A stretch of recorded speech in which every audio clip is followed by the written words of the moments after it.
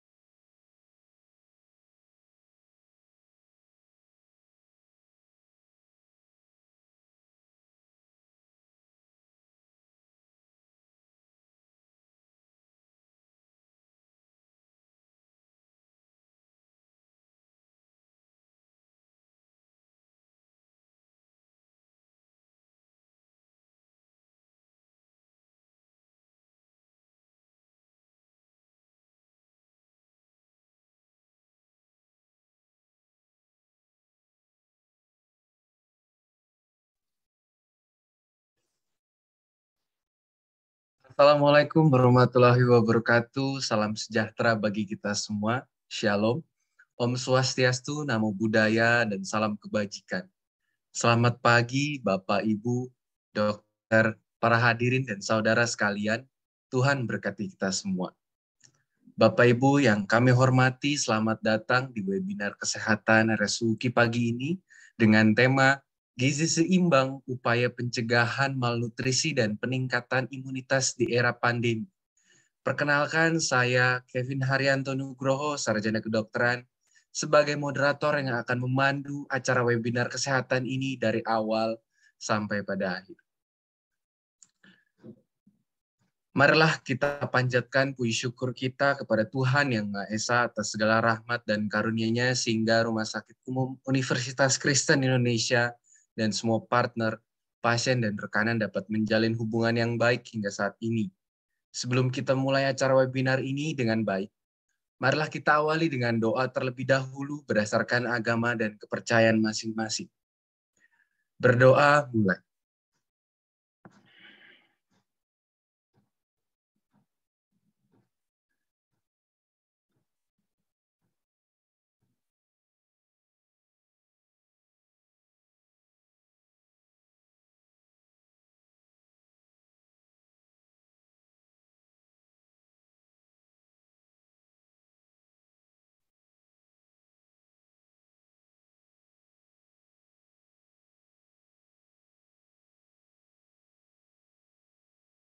Doa selesai.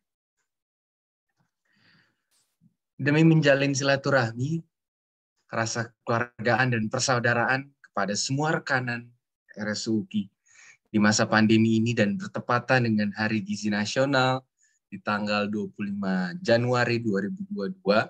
Maka pada kesempatan ini kita bersama-sama mengikuti webinar kesehatan, di mana nantinya kita akan mengupas tuntas edukasi kesehatan terkait dengan gizi seimbang, upaya pencegahan malnutrisi dan peningkatan imunitas di era pandemi. Nah, kami harapkan untuk seluruh peserta dapat mengisi link pendaftaran yang telah disediakan di kolom chat atau ada di slide, bisa di-scan di QR code, karena nantinya akan mendapatkan e-sertifikat. Bapak Ibu hadirin sekalian juga jangan lupa untuk menyebarluaskan momen ini melalui media sosial, official RSUKI di Instagram @RSUKI. Dengan mention di RSUKI dan berikan hashtag melayani bukan dilayani. Karena akun Instagram yang mempublikasikan kegiatan hari ini dengan baik akan mendapatkan saldo OVO TogoPay sebesar Rp50.000 untuk 5 orang terbaik. Dan untuk 5 penanya terbaik saat sesi materi nanti juga akan mendapatkan saldo OVO TogoPay senilai Rp50.000. Selama webinar berlangsung, diharapkan Bapak Ibu untuk menonaktifkan suara selama narasumber menyampaikan materi. Dan sesi tanya jawab akan dibuka setelah narasumber menyampaikan materi. Dan kami mohon untuk tidak menyinggung, memberi komentar dan berbuat hal yang tidak baik, terutama menyinggung unsur SARA selama acara ini berlangsung. Namun sebelum kita akan masuki sesi kita pagi hari ini, Bapak Ibu hadirin sekalian, kami persilakan untuk dapat sama-sama menyaksikan video berikut ini.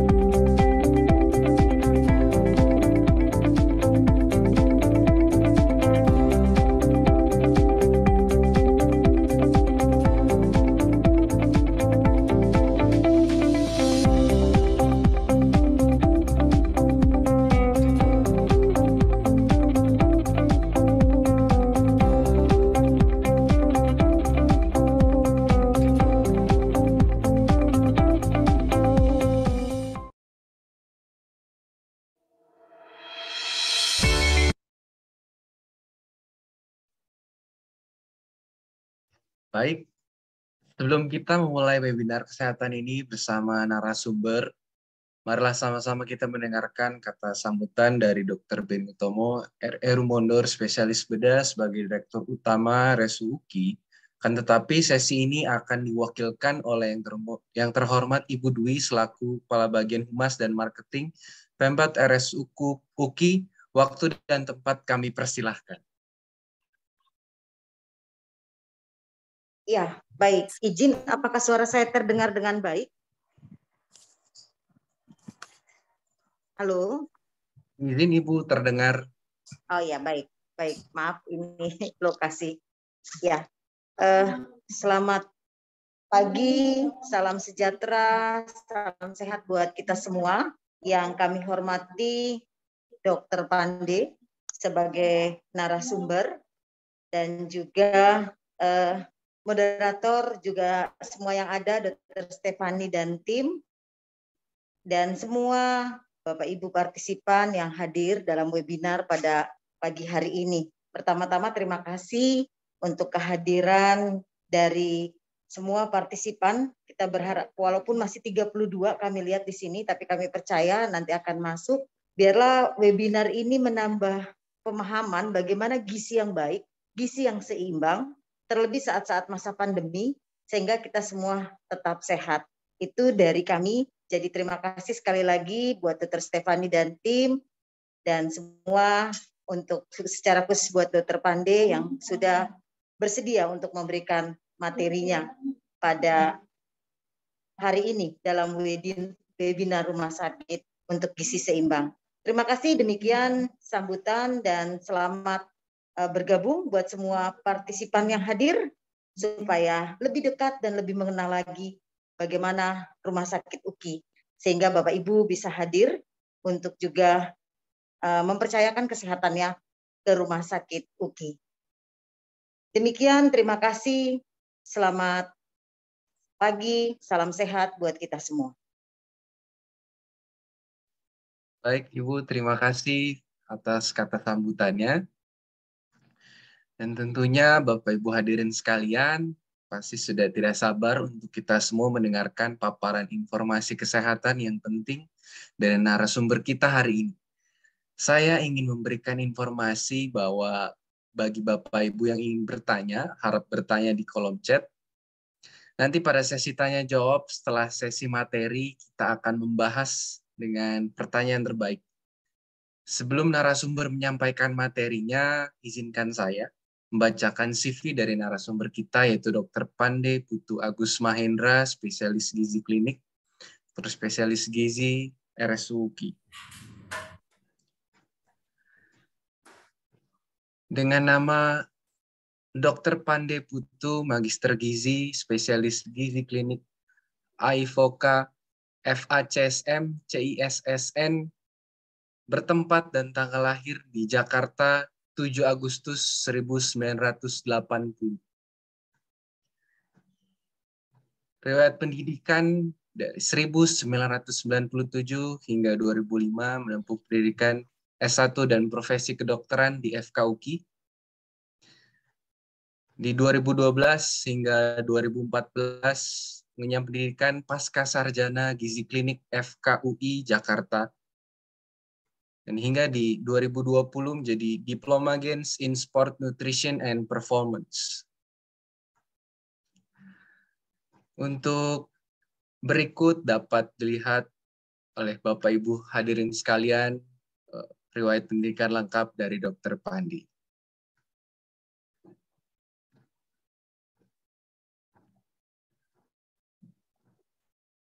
Untuk riwayat pekerjaan, beliau dari 2007 hingga 2012 menjadi dokter bangsal anak RSU FKUKI, jadi asisten dosen ilmu kesehatan anak RSU FKUKI dan FKUKI. Di 2018 hingga 2011 menjadi dokter PT Jasa Marga Tbk, dan dari 2017 menjadi dokter SMF Gizi Klinik FKUKI dan RS FKUKI. Dari 2018 jadi dokter gizi olahraga di Indonesia Sport Medicine Center. Dari 2019 jadi konsultan nutrisi dan performance klub basket muda Satria Muda Pertamina. Dan dari 2021 menjadi kepala instalasi gizi RSU FKU. Baik, untuk riwayat pekerjaan secara lengkap dapat Bapak Ibu lihat pada slide berikut. Ya. Saya persilakan untuk Dr. Pande Putu, Magister Gizi, Spesialis Gizi Klinik, AIVOKA, FACSM, CISSN. Waktu dan tempat saya persilahkan.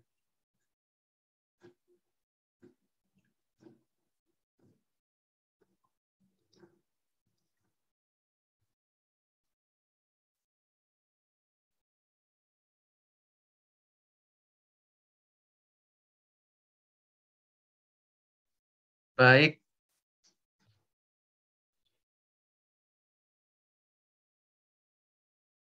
Saya ingatkan kembali untuk Bapak Ibu sekalian dapat mengisi link yang ada di kolom chat atau scan QR code tadi karena nantinya akan mendapatkan e-sertifikat.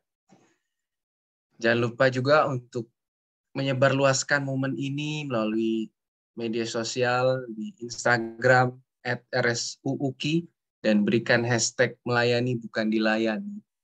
Karena akun Instagram yang mempublikasikan kegiatan hari ini dengan baik akan mendapatkan saldo OVO atau GoPay sebesar Rp50.000 untuk 5 orang terbaik. Dan untuk 5 penanya terbaik akan juga dapat saldo OVO atau GoPay senilai Rp50.000.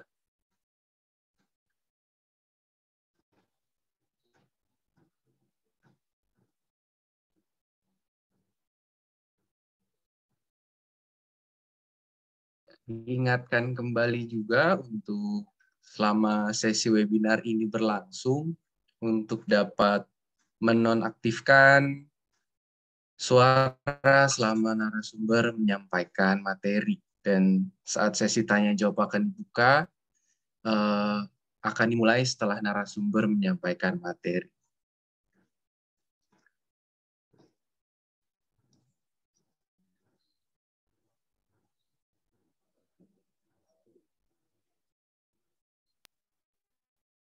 Baik, sebelum itu mari kita sama-sama akan melihat video untuk memasuki sesi berikutnya. Baik.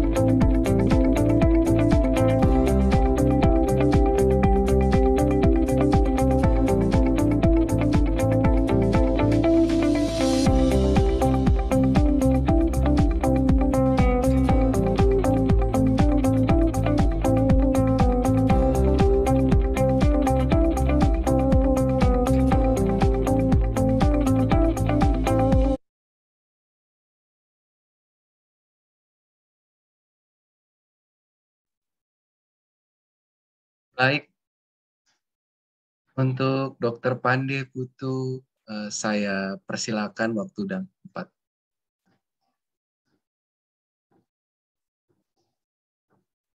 Ya, kita langsung mulai ya.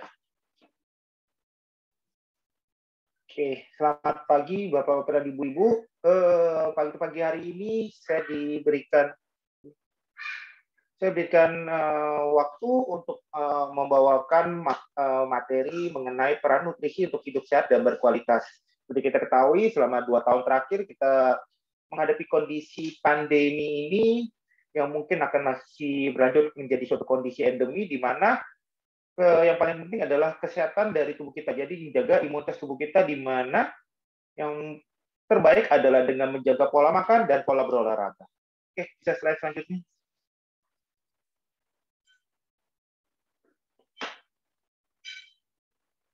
Slide-nya bisa berjalan. Oke. Nah, pada saat ini problema kesehatan yang kita hadapi di saat ini adalah bagaimana sebelumnya. Oke, bagaimana dengan pola hidup kita? Nah, pola hidup kita itu sangat berperan sekali mengenai kesehatan kita. Nah, pola hidup itu dipengaruhi oleh pola makan, pola olahraga, pola kita bekerja, dan proses penambahan usia yang tidak bisa kita hindari. Nah, pelayanan medis yang berhubungan dengan pada pola hidup ini adalah pelayanan medis yang bersifat promotif preventif, di mana kita bertujuan untuk mengedukasi, ya seperti saya lakukan saat ini, dengan tujuan adalah preventif, mencegah supaya menghindari terjadi penyakit metabolik dan kondisi sarkopenia yang saat ini banyak sekali terjadi pada usia-usia geriatri. Dan kedua kondisi tersebut dapat memicu terjadinya gangguan imunitas yang dapat menjadi suatu kondisi yang berbahaya pada situasi pandemi saat ini. Oke, slide selanjutnya.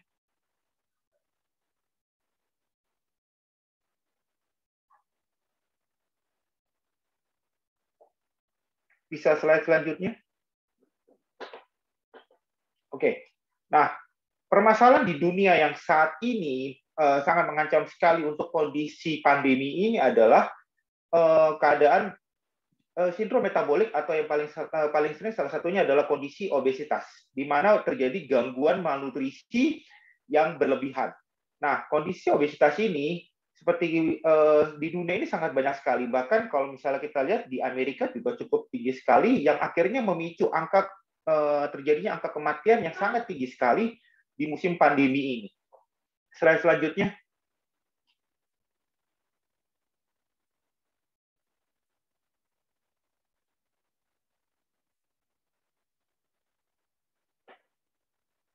Oke, slide selanjutnya.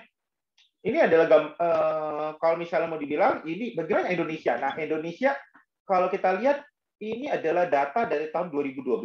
Nah, kalau di tahun 2012-2014 ini angka obesitas di Indonesia sebenarnya cukup sedikit. Tapi seiring dengan kondisi semakin canggih teknologi, kemudian masalah pekerjaan, akhirnya angka kejadian obesitas di Indonesia sangat makin meningkat dan akhirnya memicu terjadinya penyakit-penyakit metabolik. Nah, kenapa obesitas itu adalah suatu masalah, atau bilang gangguan malnutrisi itu adalah suatu masalah? Malnutrisi ini tidak hanya obesitas, tapi juga kondisi gizi buruk juga merupakan suatu masalah. Nah, yang jadi masalah adalah satu, menyebabkan terjadi gangguan tekanan darah, memicu terjadinya gangguan kolesterol, terjadinya gangguan pada profil gula, yang akhirnya dapat menyebabkan gangguan terjadinya serangan jantung, gangguan pada pembuluh darah, stroke, gangguan pada persendian, artritis, kemudian gangguan tidur, kemudian ada gangguan pada saluran pada kelamin, kemudian juga adanya gangguan pada infertilitas dan gangguan yang berhubungan dengan organ seksual. Nah, kondisi ini tidak hanya terjadi pada orang-orang yang malnutrisi berlebih atau kita bilang obesitas, tapi banyak kasus juga terjadi pada kondisi orang yang mengalami kondisi malnutrisi atau gizi buruk. Slide selanjutnya. Oke, ini adalah gambaran kondisi yang terjadi kalau misalnya kita tidak mengatur dari pola hidup kita, ya tadi saya bilang tadi, dari pola olahraga, pola makan, pola kerja, dan kita tidak menjaganya dengan merubah pola hidup kita. Nah, akhirnya apa? Terjadinya gangguan gula darah, tekanan darah yang meningkat, kemudian ada gangguan pada kadar lemak tubuh kita, dan akhirnya menyebabkan terjadinya penyakit yang setelah saya sebutkan sebelumnya. Selanjutnya. Nah, ini adalah bagaimana kalau misalnya kita tidak peduli dengan pola hidup kita. Kita tidak peduli dengan pola makan, malas berolahraga, pola kerja juga dari pagi sampai malam hanya duduk saja, tidak ada kegiatan aktivitas sama sekali. Kemudian juga begitu penambah usia, masuk usia pensiun, kita hanya diam di rumah, hanya mengeluh, tidak melakukan kegiatan apapun, tidak menjalankan pelayanan medis yang promotif preventif, akhirnya memicu terjadi penyakit metabolik dan kondisi sarkopenia. Nah, disinilah masuk menjadi pelayanan medis kuratif, di mana kita hanya berperan untuk mengobati dan menterapi. Nah, ada 3 kondisi yang sangat berpengaruh menjadi 3 inti dari penyakit metabolik ini. Nah, bapaknya biasanya saya sebut hipertensi atau darah tinggi, kemudian ibunya adalah diabetes, kombinasi dari keduanya menyebabkan terjadi gangguan malnutrisi, bisa obesitas atau gizi buruk, dan kalau misalnya sudah kondisi 3 ini, kita hanya melakukan tindakan hanya pengobatan saja, tapi Bapak dan Ibu tidak melakukan perubahan pada pola makan, pola olahraga, dan pola kerja. 3 hal ini akan akhirnya makin memicu terjadinya gangguan selanjutnya, atau yang biasa disebut dengan komplikasi. Slide selanjutnya.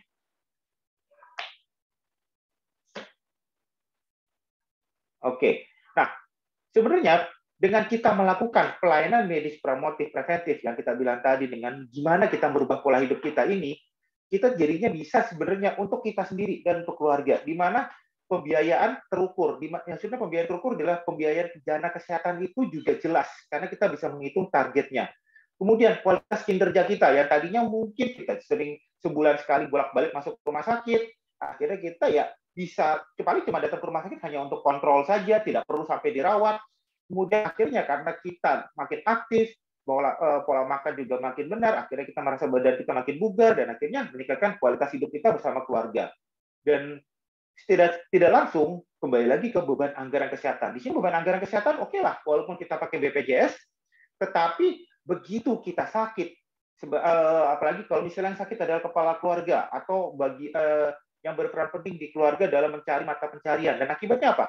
Terjadi gangguan pada sistem ekonomi di keluarga, dan akhirnya dapat mengganggu pada ekonomi kehidupan di keluarga tersebut. Selanjutnya. Slide selanjutnya. Oke. Nah, kemudian pelayanan medis kuratif ini sebelumnya, slide sebelumnya.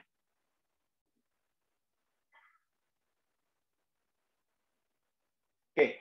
Nah, bagaimana dengan pelayanan medis promotif preventif ini? Itu bisa dilakukan dengan apa? Melakukan kita general check up rutin, atau bisa dibilang medical check up. Kemudian juga penyuluhan, ya seperti saya lakukan sekarang.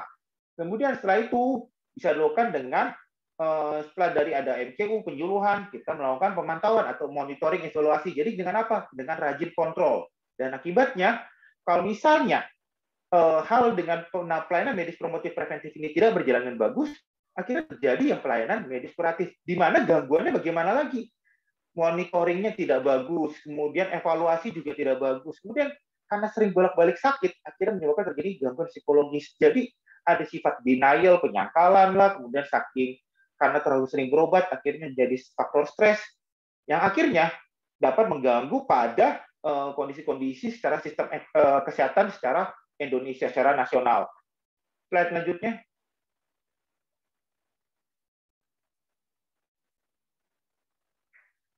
Nah, inilah gambaran bagaimana kalau misalnya kita tidak mau mencegah penyakit metabolik ini diatur oleh pola hidup kita. Jadi menyebabkan terjadi komplikasi. Nah, komplikasi ini menyebabkan terjadi gangguan pada fungsi organ vital, di mana gangguannya memicu terjadi gangguan di otak, di ginjal, dan di jantung. Kemudian juga karena proses penambahan usia, tidak adanya perubahan dari pola hidup, memicu terjadi kondisi sarkopenia. Yang kondisi sarkopenia itu tidak diatasi dengan bagus, tidak mau berubah dengan pola hidupnya, kemudian juga tidak melakukan controlling, akhirnya itu terjadi kerapuhan atau kita bilang frailty. Jadi secara tidak langsung kita tidak untuk usia yang geriatrik tidak bisa melakukan kegiatan apapun, semuanya hampir 100% membutuhkan bantuan orang lain, sehingga itu terjadinya disabilitas. Nah, gangguan-gangguan itu, misalnya gangguan fungsi organ itu seperti di otak, yang biasa disebut dengan stroke, ginjal, gagal ginjal, kemudian jantung, yang bisa dibilang dengan serangan jantung. Slide selanjutnya.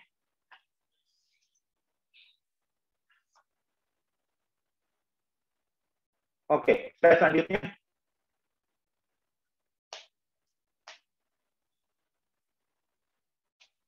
Nah, pemicu bagaimana apa yang terjadi dengan metabolic syndrome itu adalah ya kondisi saat ini. Kondisi satu seperti gambar di atas itu lingkungan. Tadinya kita dengan kondisi badan kita yang fit, tapi begitu nyampe di lingkungan ditawarin makan makanan yang tidak bergizi, mungkin ya karena lihat lingkungannya semua pada makan hal yang sama, kita ikut-ikutan. Akhirnya yang terjadi bagaimana? 6 bulan kemudian berat badan kita naik, kemudian kondisi kesehatan kita menurun. Nah, kemudian juga dengan anak-anak. Anak sekarang ini tidak seperti zaman dulu yang semua, apalagi dengan kondisi pandemi ini terbatas hanya di rumah. Dan mereka sangat adiktif dengan gadget. Tidak ada aktivitas fisik, sementara makan tetap tidak ada perubahan. Akhirnya apa? Terjadi perubahan pada kondisi kesehatan anak. Dan saat ini pada banyak sekali kasus yang saya dapat adalah kondisi diabetes pada anak. Bahkan saya sudah menemukan beberapa dulu masih sangat jarang sekali kondisi stroke pada anak, kemudian juga gangguan jantung, gangguan ginjal pada anak. Dan itu rata-rata prognosisnya atau kondisi ke depannya adalah sangat buruk sekali. Nah, kemudian juga dengan makanan-makanan junk food, biasanya penawaran dari mereka adalah, wah kita tambahkan 5.000, tambahkan 7.000, porsinya dinaikkan. Nah, tapi secara nggak langsung itu sudah menambahkan ke kalori. Sementara kalori naik, tapi aktivitas fisik tidak ada, sehingga terjadi peningkatan berat badan. Bahkan dari usia dini, sejak usia anak masih balita, sudah dimulai diperkenalkan dengan makanan-makanan yang sudah makanan kemasan, makanan siap saji, sehingga dari kecil sudah terjadi gangguan. Dan kondisi penyakit metabolik pada anak ini, khususnya pada bayi juga sudah cukup sering sekali saya dapatkan. Kemudian juga kebiasaan kita juga yang tidak mau melakukan kegiatan. Biasanya pada kondisi ini pada usia geriatri. Jadi karena sudah usia pensiun, tidak melakukan kegiatan apa-apa, kerjanya hanya nonton atau mungkin hanya baca-baca, hanya duduk-duduk sambil makan, konsumsi. Dan secara nggak langsung itu mungkin terjadinya kondisi gangguan penyakit metabolik. Slide selanjutnya.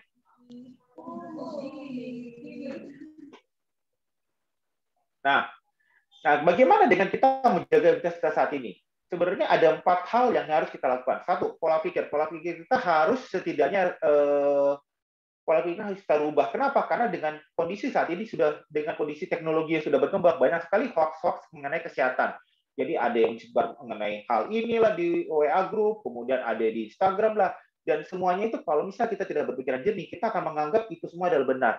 Sementara dari Kementerian Keminfo sendiri sudah memberitahu bahwa hampir sebagian besar berita mengenai kesehatan itu hampir sebagian besar adalah berita yang hoax. Nah, sehingga kita perlu punya pola pikir yang tepat, apakah berita yang kita dapatkan, informasi kita dapatkan adalah benar atau tidak. Kemudian juga kebiasaan. Nah, kebiasaan itu sangat penting sekali, karena kalau kebiasaan kita juga tidak mau berubah, akhirnya ya terjadi, kita tidak memicu malah terjadi suatu kondisi penyakit metabolik. Kemudian emosi. Nah, emosi di sini karena kita bekerja, jadi ada beberapa orang yang begitu dia emosi, dia malah tidak mau makan sama sekali, atau bahkan yang porsi makanan malah semakin meningkat. Nah, itu semuanya akhirnya berhubungan dengan tubuh kita. Nah, tubuh kita juga harus jaga dengan cara apa? Kebiasaan untuk berolahraga. Slide selanjutnya. Oke. Nah, ini sekarang masuk ke bagian apa yang nutrisi yang paling penting dalam menghadapi COVID-19 ini. Perlu diingat bahwa nutrisi yang sehat tidak selalu mahal. Bahkan makanan yang selalu mungkin kita anggap remeh, tidak anggap wah ini makanan yang sebenarnya tidak ada kualitas gizinya, tapi justru memiliki kandungan gizi yang cukup baik sekali. Slide selanjutnya. Nah, kemudian juga kadang-kadang orang kalau misalnya disuruh untuk pola asupan yang benar, kalau sini diet itu maksudnya bukan orang suruh ngatur pola makan biar badannya kurus. Enggak, pola diet adalah pola asupan yang baik dan benar. Nah, kadang karena dipikir asupan yang baik benar, makanan sehat itu mahal, selain itu banyak konotasi yang dibilang bahwa makanan sehat itu pasti nggak ada rasanya, nggak enak. Akhirnya apa? Pola asupan kita berantakan. Jadi kadang-kadang kita tidak melakukan pola asupan yang sehat itu karena kita merasa wah makanan nggak enak, sementara sebenarnya ada yang enak, tapi kita mungkin tidak tahu bahwa itu adalah makanan sehat. Slide selanjutnya. Kemudian juga mengenai olahraga. Olahraga saat ini bahkan ada banyak sekali kasusnya. Ada orang yang malas berolahraga dan sementara ada orang yang sangat aktif sekali berolahraga. Dan keduanya itu tidak benar juga. Karena kenapa? Karena olahraga yang terlalu intens, terlalu aktif dengan intensitas yang cukup tinggi, dengan frekuensi yang cukup berlebihan, itu juga berbahaya. Saya banyak sekali dapat kasus, karena kebetulan saya di bidang olahraga, banyak sekali kasus yang saya dapat adalah kejadian henti jantung pada saat berolahraga. Kemudian juga ada beberapa kasus yang terjadinya gangguan peradangan sendi pada orang-orang yang sering melakukan kegiatan maraton, kemudian juga kondisi gagal ginjal, efek karena dehidrasi yang terlalu sangat kronis sekali. Nah, disebabkan oleh karena olahraga yang terlalu berlebihan. Nah, sementara ada orang yang malas berolahraga, tidak mau berolahraga. Kenapa? Karena merasa badannya nyeri lah, nggak enak lah, keringetan, dan sebagainya. Padahal sebenarnya begitu dia berolahraga, badannya terasa nyeri, berarti sudah ada yang salah pada tubuhnya. Pada banyak kasus yang saya dapat adalah orang-orang dengan berat badan berlebih. Begitu dia olahraga juga tidak tepat. Harusnya dia mulai dengan intensitas rendah, dia langsung ke tinggi, akhirnya memicu cedera pada persendian kakinya. Slide selanjutnya. Oke. Nah, yang paling penting di sini, saya selalu ngomong, untuk kondisi pandemi, menjaga imunitas kita, menjaga kondisi badan tubuh kita adalah gizi seimbang. Jadi tidak ada namanya, diet yang, oke, ini karbonya diturunin, proteinnya ditinggiin, lemaknya ditinggiin. Tubuh kita diciptakan oleh Tuhan adalah tubuh yang sempurna, di mana kita membutuhkan komponen makanan yang telah tersedia di dunia ini adalah dengan komposisi yang seimbang. Didapatkan ada karbohidrat, protein, lemak, mineral, vitamin, serat, protein, dan semuanya itu harus bersifat seimbang.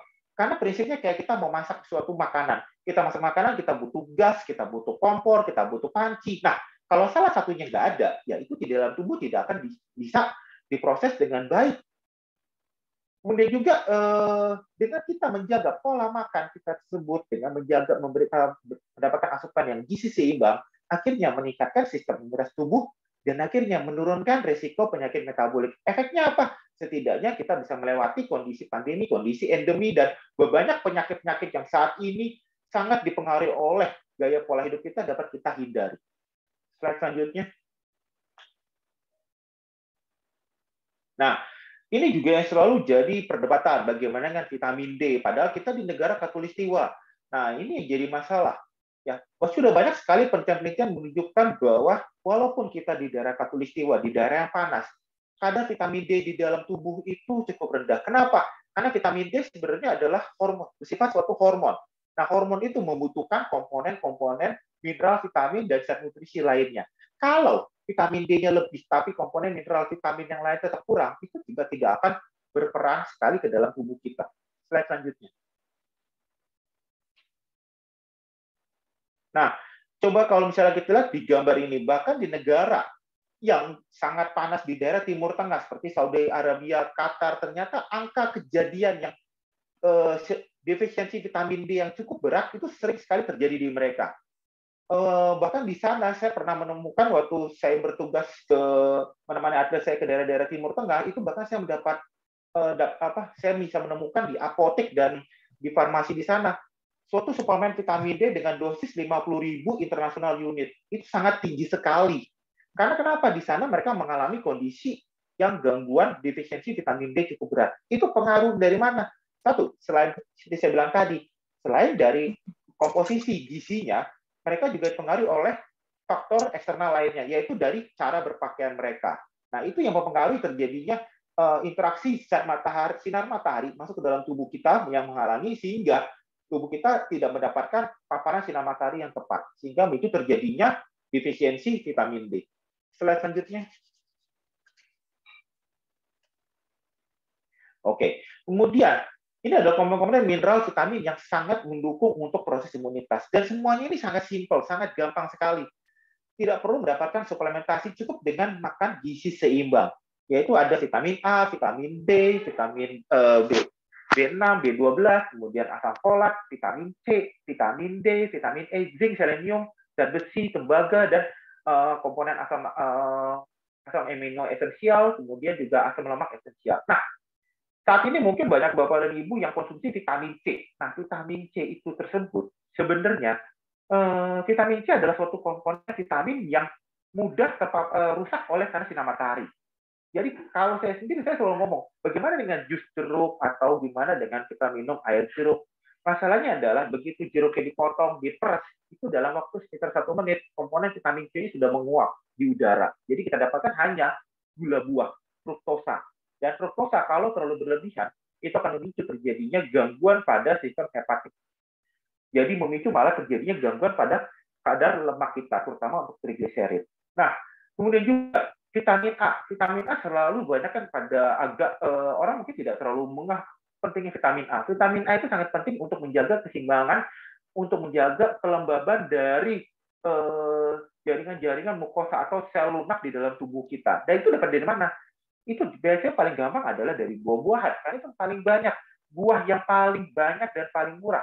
Ada di buah pepaya, buah semangka, buah melon, kemudian ada di bayam, kemudian ada di buncis, di kacang-kacangan, kacang hijau, di wortel, bahkan di kentang, itu semua sudah ada. Jadi kita tidak perlu menambahkan suplementasi vitamin A. Kita dengan cukup makan buah, sayuran, itu sudah kita mendapatkan asupan vitamin A untuk tubuh kita. Bagaimana dengan vitamin B, B6, B12? Nah, ini ada di paling banyak adalah di sumber karbohidrat.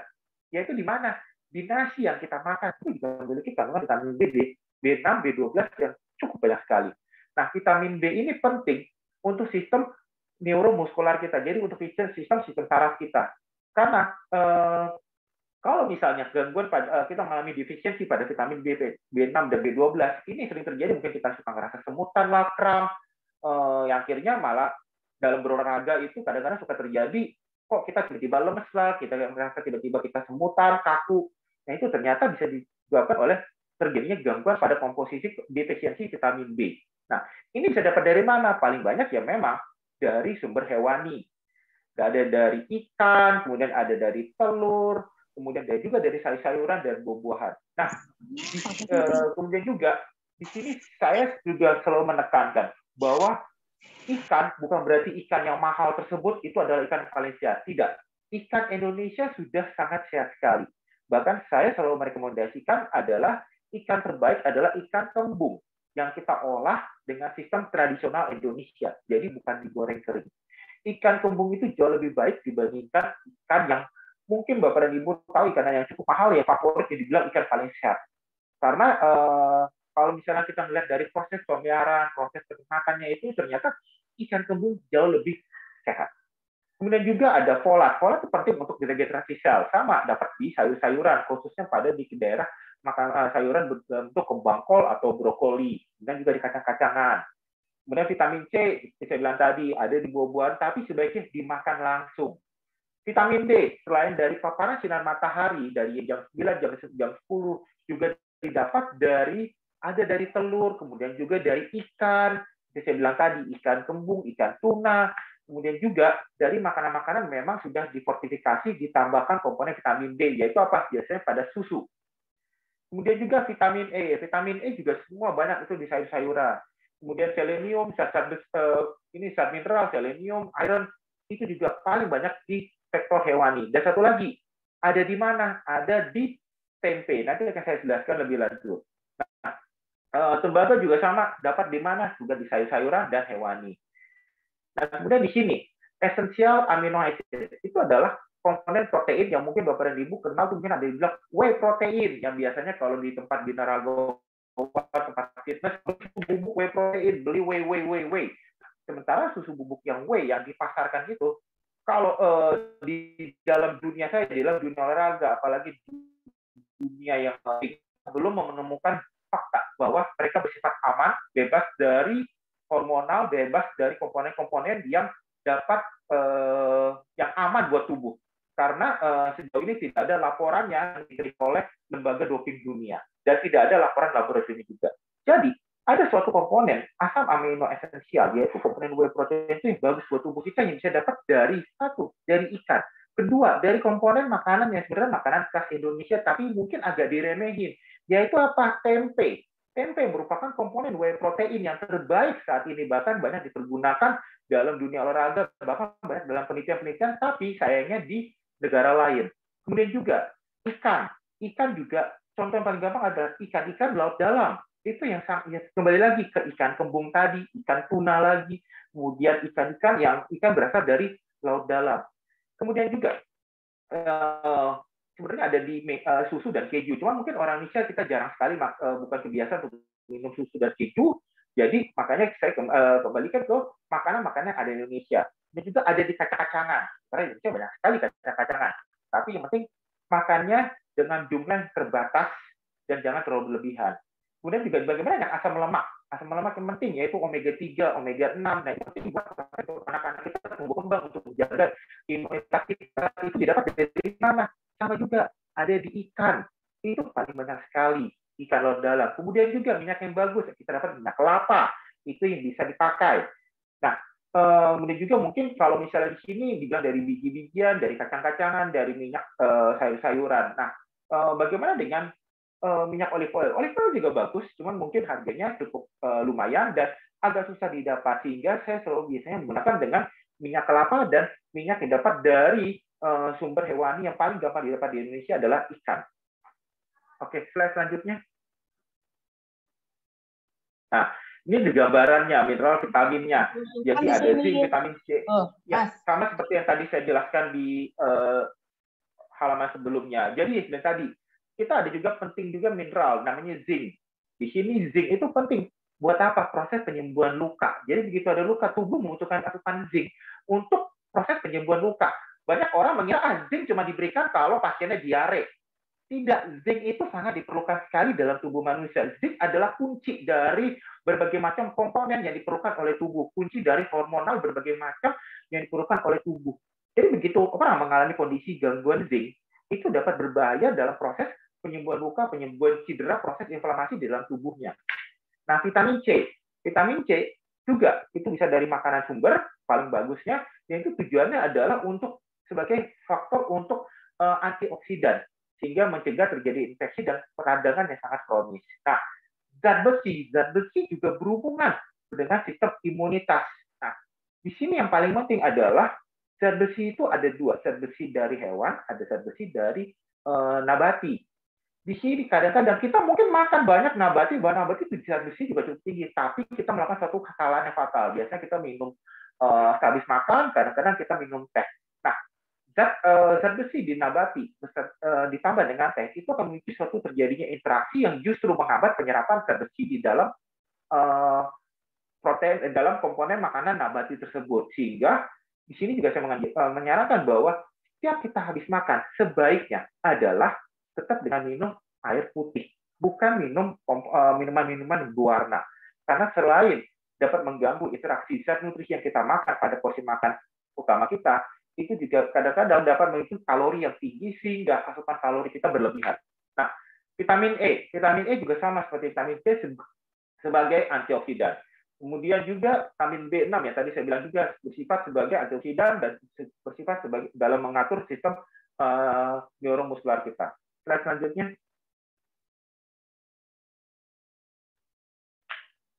Oke, ini adalah porsional yang terbaik dia dapat dari Kementerian Kesehatan.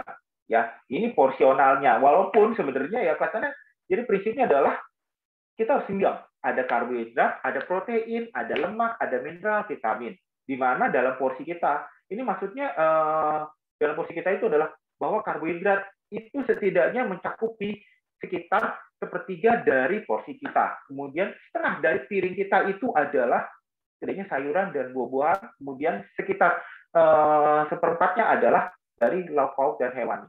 Protein hewani dan nabati. Kemudian juga disuruh untuk cuci tangan, selalu untuk jaga kebersihan.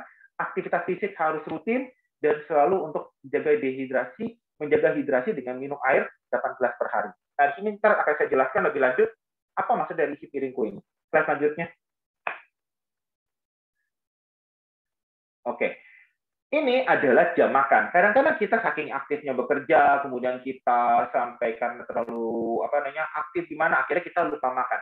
Tubuh kita ini adalah suatu mesin yang membutuhkan asupan makan sebagai sumber energi.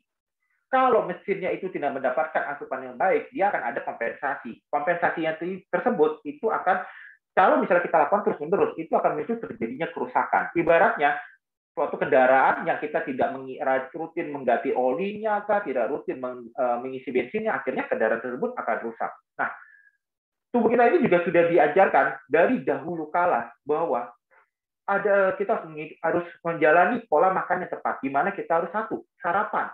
Sarapan adalah hal yang penting, jadi tidak boleh itu namanya skip sarapan. Kemudian ada makan siang, kemudian ada makan malam, kemudian ada snack pagi, snack siang, snack sore, dan snack malam. Dan di sini definisi snack pun itu kadang orang suka salah. Snack itu adalah bukan makanan yang bersifat makanan ringan. Jadi kadang orang bilang, snack saya pakai siomay, pakai mie. Nah, itu adalah siomay ini adalah makanan dengan densitas yang padat, densitas yang tinggi, energi. Contoh paling gampang misalnya kayak kita suka goreng-gorengan. Siapa yang nyangka bahwa gorengan bakwan, satu gorengan bakwan itu sama dengan hampir sekitar setengah hingga 2/3 porsi nasi.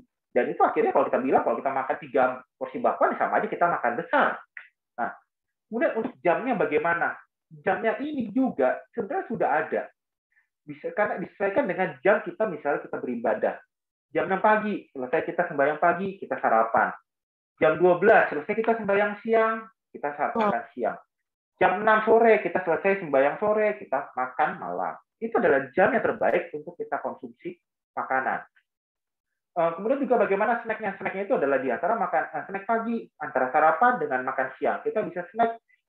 Snacknya bisa apa? Snacknya bisa mungkin buah-buahan, atau mungkin dengan umbi-umbian. Snack sore juga begitu. Nah, tapi untuk snack malam, itu biasanya kita hanya menggunakan buah-buahan.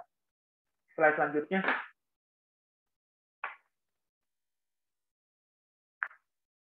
Nah, ini juga berhubungan dengan proses piring yang saat ini berkembang. Yang saya bilang tadi, semakin besar piring, kadang-kadang kita mengerasa, wah kita makannya cuma sedikit, akhirnya nambah lagi. Kita lihat sekarang juga, porsi bentuk piring itu juga semakin lama makin besar. Tidak seperti zaman dahulu. Akhirnya, seperti gambar di atas, yang warna putih, piring warna putih.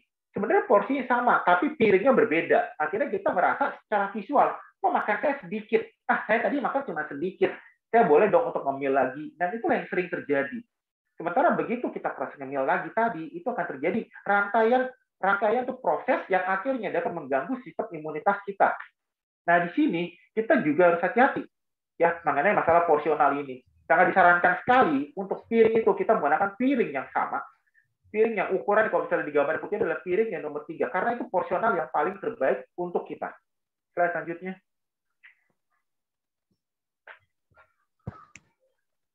Nah, nentuin porsi juga nggak perlu repot-repot kita dengan mengukur gram, porsinya harus ditimbang-timbang terus. Nah, kita menggunakan adalah dari tangan kita ini. Tangan kita ini, tujuan ada namanya satu cakupan, kemudian ada menggunakan kepalan tangan, kemudian dengan telapak tangan, kemudian dengan jari-jari kita. Itu sudah cukup untuk menentukan porsional. Slide selanjutnya.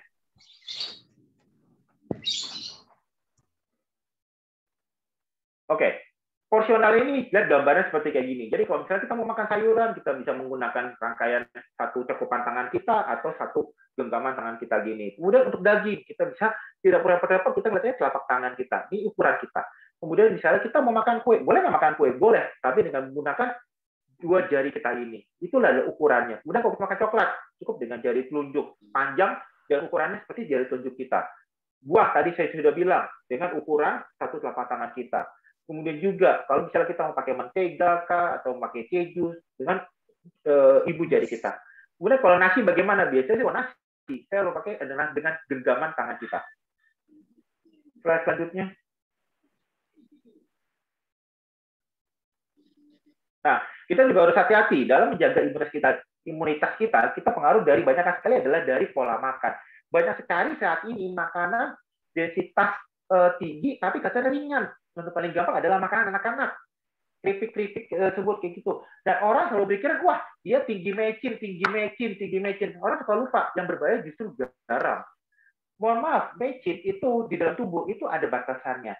Paling gampangnya gini, mecin alami ada di bawang putih.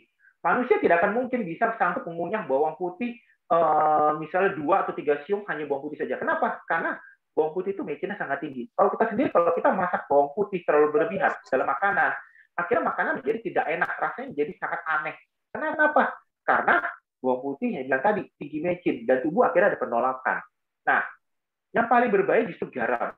Karena manusia itu makanan tinggi apapun garamnya masih bisa toleransi. Contoh paling gampang ikan asin. Dengan garam yang sangat tinggi tersebut, manusia masih bisa dapat konsumsi dengan malah bisa nambah-nambah. Justru itu sangat berbahaya. Kemudian juga dalam kandungan gizi di makanan sebenarnya sudah jelasin. Cuman kandungan gizi di tulisan nutrition fact di Indonesia mungkin nggak banyak orang yang baca. Ini kita kadang-kadang suka baca, wah kalorinya cuma 230. Wah dikit nih. Tapi kita nggak lihat serving per kontainer. Jadi sajian per kemasan itu ada berapa. Bayangin kalau misalnya kalorinya 230. Tapi sajian per kemasan ada 8. Berarti 230 kali 8. Berarti dapat sekitar 1.600 kilokalori. Ya, 1.600 kilokalori itu adalah hampir kebutuhan kita satu hari. Jadi bisa dibayangkan apa yang terjadi dengan tubuh kita. Slide selanjutnya.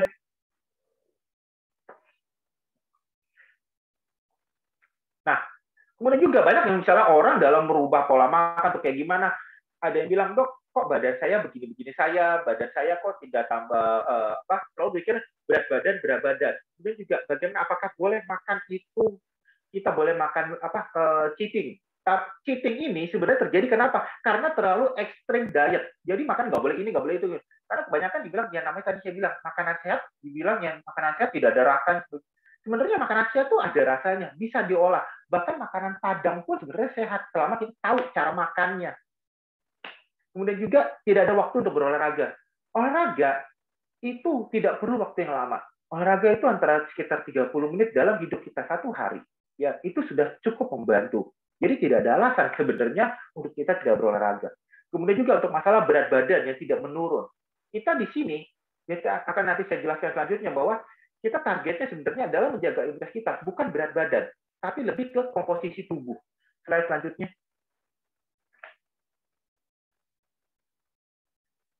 Oke, dalam masalah kasus yang misalnya kita suka bilang orang-orang yang misalnya kita mengatur pola tubuh, berat badan, ini sebenarnya kalau misalnya kita menggunakan pola diet apapun, kalau misalnya kita nggak makan gimana, kita akan turun drastis. Turunnya cepat sekali itu fase 1. Tapi selalu di sini ingat bahwa yang terjadi adalah penurunan massa otot. Massa lemaknya cuma sedikit. Dan ini fase 1 itu sering terjadi pada pasien-pasien di rumah sakit, pasien-pasien penyakit metabolik, di mana mereka terjadi penurunan asupan secara mendadak. Akhirnya tubuh membutuhkan energi. Cadangan energi yang paling gampang diolah oleh tubuh adalah cadangan dari glikogen otot. Cadangan di otot. Akhirnya ototnya dihancurin. Jadi kelihatan tuh tiba-tiba otot badannya, lengannya, ototnya itu jadi kelihatan kayak seperti lemas. Karena itulah jaringan ototnya dipakai, bukan lemaknya.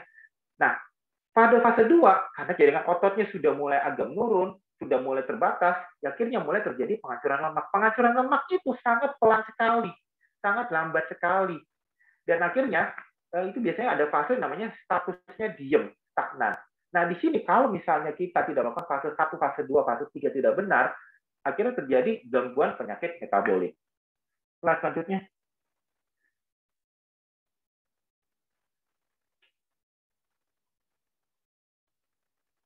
Oke. Nah, di sini makanya saya soalkan untuk menjaga imunitas, kita jangan berpatokan, oh orang kurus lebih sehat.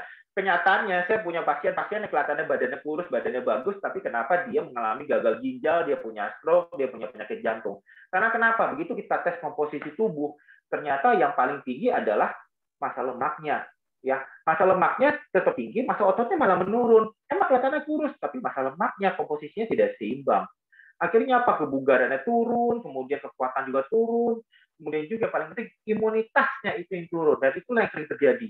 Makanya kalau misalnya pada kondisi pandemi ini tidak hanya orang-orang yang obesitas saja yang mengalami masalah, tapi orang-orang dengan gangguan malnutrisi itu juga yang mengalami penyakit. Karena pola diet dan pola asupan kita lakukan sekarang ini, kalau misalnya tidak benar, akan memicu gangguan malnutrisi yang lebih berkepanjangan lagi. Slide selanjutnya.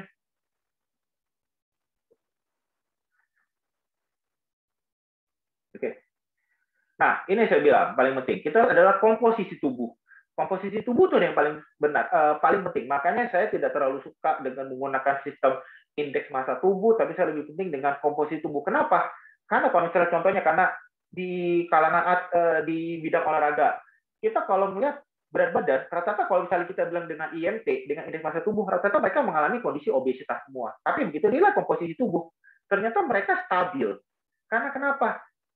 Lemak dengan otot itu ya itu dari bentuknya sudah beda. Contohnya kalau gini, kalau misalnya Bapak dan Ibu beli daging 1 kilo, dagingnya saja, lalu dibeli dengan lemak 1 kilo, itu plastiknya pun akan beda. Yang lemak tuh plastiknya banyak banget, lebih besar. Sementara yang daging itu mungkin makin kecil. Karena kenapa? Seperti di gambar sebelah.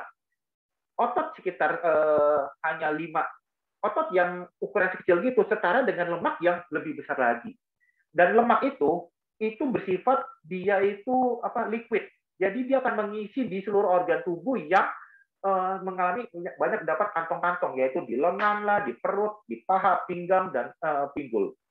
Slide selanjutnya.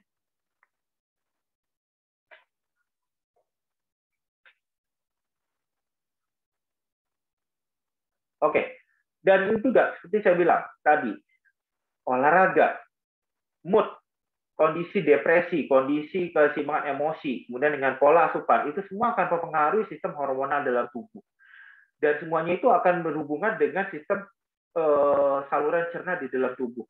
Begitu proses fermentasi, proses pembusukan itu berjalan dengan bagus, proses pencernaan berjalan bagus, itu akhirnya dapat memicu sistem tubuh yang lebih besar lagi, yang akhirnya berhubungan dengan kondisi saat ini, menjaga imunitas kita. Karena yang paling kita tidak sadari bahwa saluran cerna, khususnya di usus besar bagian bawah, di usus besar bagian bawah tersebut, itu terdapat banyak sekali koloni kuman normal. Tetapi dengan pola makan kita yang salah, pola konsumsi obat yang kita terlalu berlebihan, sembarangan, tanpa instruksi dokter, akhirnya memicu kematian pada koloni kuman tersebut. Atau yang paling gampang biasanya, yang namanya probiotik. Probiotik tersebut akan mati, dan akhirnya proses fermentasi, proses degradasi di dalam usus bagian bawah tersebut akan terganggu. Dan secara tidak langsung itu akan memicu rangkaian proses di dalam tubuh yang malah memicu terjadinya gangguan metabolik lainnya. Jadi di sini saya tekankan sekali, penting sekali kombinasi antara pola makan, olahraga. Dan itu harus menjadi kebiasaan kita yang harus kita rubah. Dan itu kita harus sadar bahwa kita nggak mungkin lah kita diberikan hidup untuk hidup sehat, bukan untuk kita menjadi sakit. Slide selanjutnya.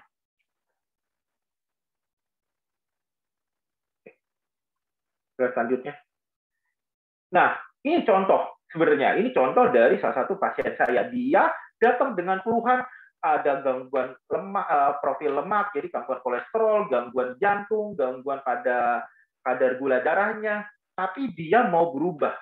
Saya tidak ngajarin macam-macam, saya cuma mau dia berubah dari pola makan dan olahraga. Dan dia sadar bahwa dia sering bolak-balik ke rumah sakit, dia mau merubah gaya hidupnya, dia rajin olahraga juga cuma sebentar, 30-45 menit dalam hidupnya dia, seminggu cuma 5 kali, yang terjadi adalah perubahan pada badannya. Akhirnya apa? Dia senang, dia ceria, keluarganya juga harmonis, padahal keluarga sebelumnya juga sempat udah kacau atau kayak gimana.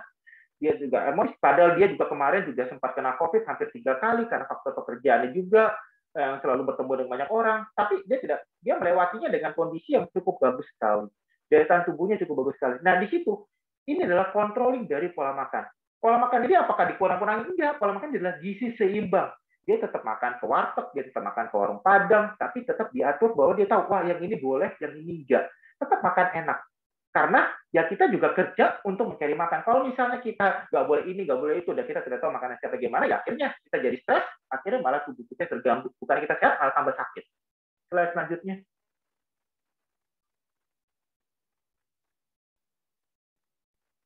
Oke. Take home message saya bahwa adalah, mari kita hidup aktif, hidup sehat saat ini. Tolong kita lihat apa yang kita makan.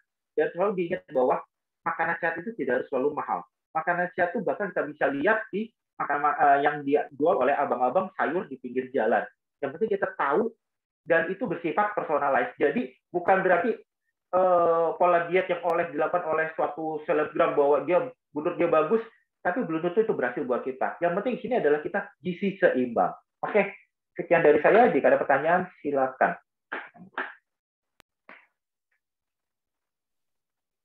Baik, terima kasih dokter untuk materi yang telah disampaikan.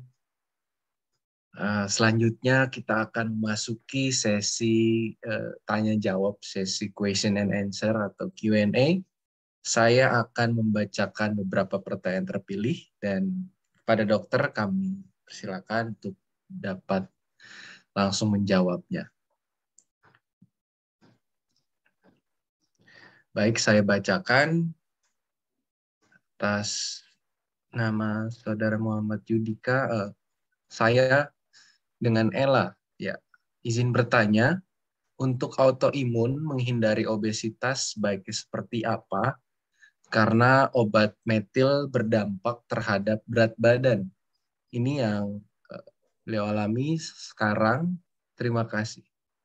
Ya, seperti itu dokter. Jadi untuk autoimun dan juga dampaknya obat metil terhadap obesitas. Ini juga banyak emang pasien yang saya hadapi bahwa dengan autoimun, jadi dia emang konsumsi golongan metilprednisolon, golongan kortikosteroid yang memang harus diminum rutin untuk menekan sistem imun tubuhnya sehingga terjadi gangguan yang memang secara nggak langsung gangguan pada komposisi tubuh. Nah, sebenarnya apakah bisa dicegahnya? Sebenarnya bisa saja selama yang kita tahu badan itu naik karena terjadinya intake kalori yang berlebihan, ekses kalori. Nah, dengan pemberian metilprednisolon itu kadang yang sering terjadi adalah nafsu makan juga ikutan meningkat. Apakah tidak mungkin dia untuk menjaga berat badan yang sangat mungkin sekali karena banyak kondisi-kondisi penyakit autoimun yang kita kelola pola makan dan pola olahraganya itu justru berat badannya stabil. Justru dengan dia peningkatan berat badan semakin tinggi, penyakit autoimunnya malah semakin menjadi jadi. Jadi di sini saya tekankan bahwa begitu kita mengalami kondisi autoimun, kita harus merubah dari pola makan tersebut. Paling gampangnya adalah hindari makanan-makanan siap saji, hindari makanan-makanan yang proses pengolahan, hindari makanan-makanan yang digoreng lebih kering atau diproses secara dibakar. Cukup dengan cara begitu dan pola makan yang seimbang. Jadi kita ya kayak kembali ke zaman kita dahulu lah, makanan-makanan tradisional. Itu sudah sangat membantu sekali. Ditambah dengan olahraga yang harus kita lakukan. Olahraga juga nggak boleh, jangan yang berat-berat. Olahraganya paling ya hanya olahraga cuma jogging kah, kemudian juga melakukan kegiatan bisa sepeda statis kah, kemudian juga dengan olahraga-olahraga beban, permainan tubuh. Dan itu saat ini cukup banyak sekali di video-video pengajarannya oleh American College of Medicine di YouTube itu sudah banyak sekali edukasi diajarkannya. Nah, jadi bukan berarti kalau kita menyalahkan, wah kita gara-gara minum obat, berat badan jadi naik, akhirnya saya jadi sakit. Itu enggak. Itu karena ya kitanya tidak tahu bahwa kita harus merubah dari pola makan tersebut. Jadi ya mulai sekarang ya mungkin kita harus hindari ya mungkin untuk bapak ini kita harus kurangi tolong asupan karbohidrat simpelnya. Jadi kurangin gula, kurangin lah itu nasi yang lebih dimasak sangat lunak seperti bubur atau nasi tim. Kita masuk mungkin kita bisa pakai ubi, kentang, komponen tersebut. Kemudian juga hindari juga produk-produk tepung. Ya, itu yang harus kita hindari. Kemudian untuk makanannya, untuk hewaninya, kita beralihlah sekarang ke komponen yang bagus yaitu ikan-ikanan. Kita bisa masuk dari situ. Kemudian juga bisa dari tempe dan untuk sayur-sayuran, buah-buahan kita bisa konsumsi lebih banyak lagi. Oke, paling gitu.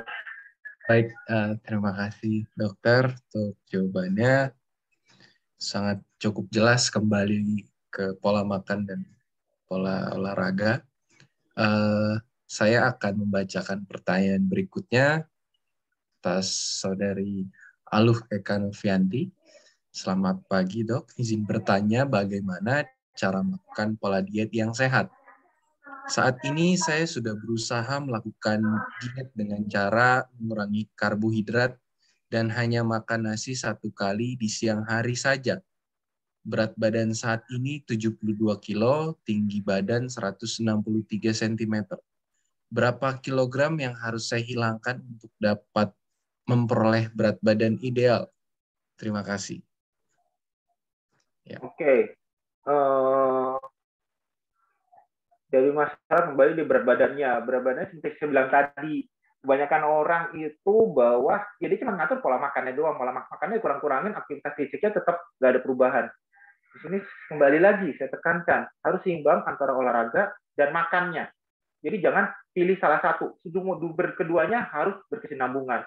Kemudian juga kadang orang suka begini, orang suka misalnya di jam makan utama, jam sarapan, makan siang, makan malamnya itu dikurangin, sok-sok dikurangin. Nggak dimakan malah lewat. Tapi akhirnya begitu. Tapi dia kelaparan akhirnya. Tubuh kelaparan, kekurangan energi. Akhirnya terjadi apa? itu yang bilang fase cheating. Jadi bukan di jam makan, tapi dia malah makan. Dan itulah yang akhirnya tubuhnya nggak siap untuk proses energi, nggak siap untuk proses absorpsi energi, tubuhnya mendapatkan asupan. Nah, itu yang terjadi, jadi overexist. Jadi makanan yang tadi bukan menjadi energi, tapi disimpan sebagai cadangan lemak. Itulah yang sering terjadi pada orang-orang. Bahkan saya pernah sering banget dalam pasien, dok, saya cuma makan 1 kali. Oke, begitu kita tes, cek, ternyata ngemilnya bisa 7 kali. Begitu. Jadi mereka menganggap cemilan itu bukan makanan, gitu loh. Bahkan menganggap, karena ada beberapa pasien saya menganggap crackers itu bukan makanan, crackers itu hanya cemilan kecil. Sementara mereka nggak tahu, begitu mereka makan crackers 1 bungkus sudah setara dengan makan 1 hari. Gitu. Jadi kalau untuk beberapa kita harus lihat kita snacking apa hari ini. Kalau bisa kurangin snacking, udah. Jangan snacking, makan tetap di porsi seimbang, makan pagi, makan siang, makan malam. Begitu. Gitu, Dok. Sekarang sudah lagi. Baik, terima kasih dokter. Ya, tanpa sadar snack-snack itu kita makan dan juga menjadi konsumsi harian kita ya. Baik, saya lanjutkan ke pertanyaan berikutnya. Atas nama Saudari Vita Mulyana, bagaimana kita bisa mengontrol risiko orang yang obesitas jika punya masalah hormonal seperti PCOS? Apapun yang dimakan meskipun sudah dikurangi tetap sulit bisa turun berat badan. Terima kasih. Ya, Oke, untuk PCOS itu mungkin memang agak berhubungan dengan hormonal, harus selain dengan ada tambahan pengobatan, itu juga tetap sama. Jadi seperti saya bilang tadi, apakah pengaturan pola makannya sudah benar atau enggak? Defisiensi kita mulai defisitnya di mana? Apa yang kita kurangin? Gitu loh. Karena ini kalau bersifat hormonal begini, yang suka kita lupakan adalah keseimbangan kalau kita keseimbangan metabolik di dalam tubuh, di dalam usus kita, yaitu keseimbangan probiotik di dalam tubuh kita.